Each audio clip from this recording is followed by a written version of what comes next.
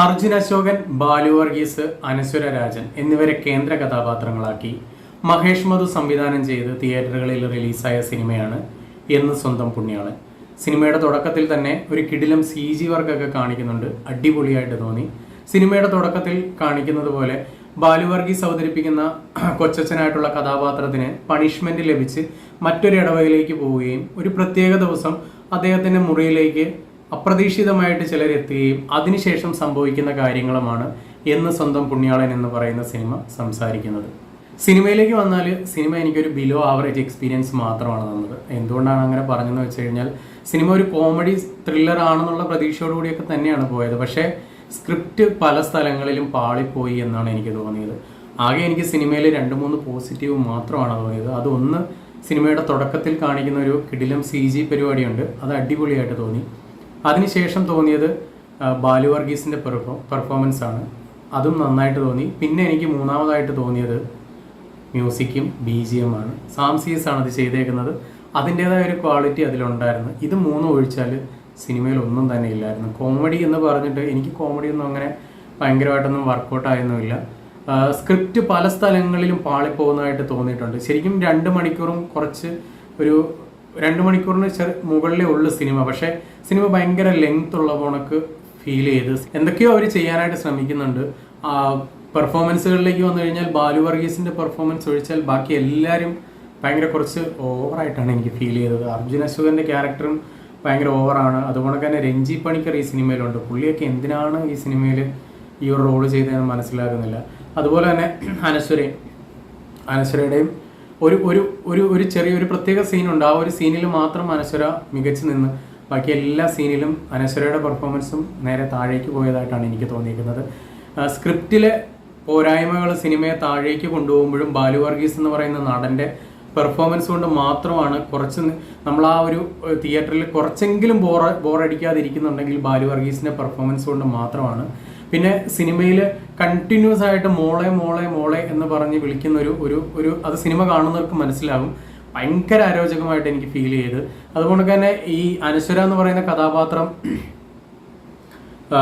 ബാലു വർഗീസിന്റെ റൂമിലോട്ട് എത്തുന്നതും അതിനുശേഷമുള്ള കഥയാണ് സിനിമ പറയുന്നത്.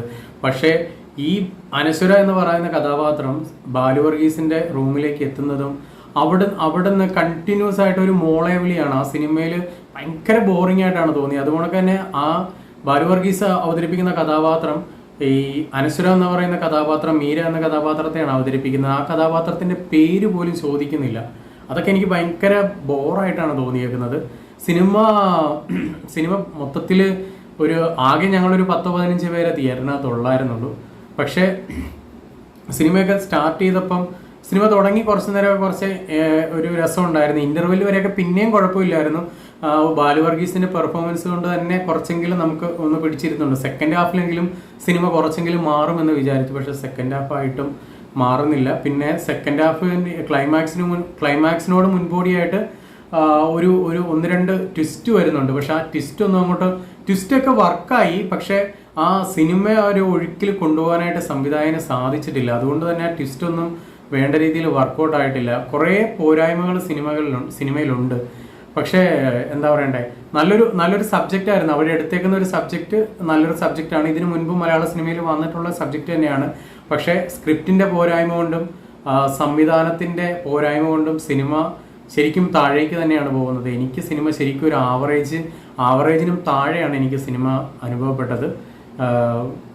അത്യാവശ്യം പ്രതീക്ഷയോടെയൊക്കെയാണ് പോയത്. പക്ഷേ ബാലു വർഗീസിന്റെ പെർഫോമൻസ് ഒഴിച്ചാൽ ബാക്കി ആരും എടുത്തു പറയേണ്ട. അതുകൊണ്ട് തന്നെ അൽത്താഫൊക്കെ ഉണ്ട്. അൽത്താഫൊക്കെ ഭയങ്കര ബോറായിട്ടാണ്. കോമഡി ഒന്നും അങ്ങോട്ട് വർക്കൗട്ട് ആവുന്നില്ല. ഇതൊരു കോമഡി ത്രില്ലറായിട്ട് ശരിക്കും തിയേറ്ററിൽ ഇരുന്ന ഒരു എന്താ പറയണ്ട, ഒരു ചത്തിരിക്കുന്ന പോണക്കാണ് ഇരുന്ന് ആ സിനിമ കാണേണ്ട വന്നത്. അത്രയ്ക്കും എനിക്ക് ശരിക്കും എന്തിനാണ് ആ സിനിമയ്ക്ക് പോയതെന്ന് പോലും പിന്നീട് ഓർത്തുപോയി. അത്രയ്ക്കും ഒരു മോശം സിനിമയായിരുന്നു. എന്തായാലും സിനിമ കണ്ട ആളുകളാണെങ്കിൽ തീർച്ചയായിട്ടും നിങ്ങൾക്ക് വന്ന് കമൻറ്റ് രേഖപ്പെടുത്താം. ഇതെൻ്റെ അഭിപ്രായമാണ്. വ്യത്യസ്തമായിട്ട് അഭിപ്രായങ്ങളുണ്ടെങ്കിൽ നിങ്ങൾക്ക് വന്ന് പറയാം. എനിക്ക് സിനിമ സത്യം പറഞ്ഞാൽ ഇഷ്ടപ്പെടാനേ മാത്രം ഒന്നും ഇല്ലായിരുന്നു ആ സിനിമയിൽ. ബാലു വർഗീസിൻ്റെ പെർഫോമൻസും സാംസിയസിൻ്റെ മ്യൂസിക്കും അവർക്ക് ആദ്യ അവസാനം കാണിക്കുന്ന CG വർക്ക് പരിപാടിയുണ്ട്. അത് ഒഴിച്ചാൽ സിനിമയിൽ ഒന്നും തന്നെ ഇല്ല. വളരെ മോശം സ്ക്രിപ്റ്റ് ആയിരുന്നു. ഭയങ്കര ഡിസപ്പോയിൻറ്റഡ് ആണ് സിനിമയിൽ.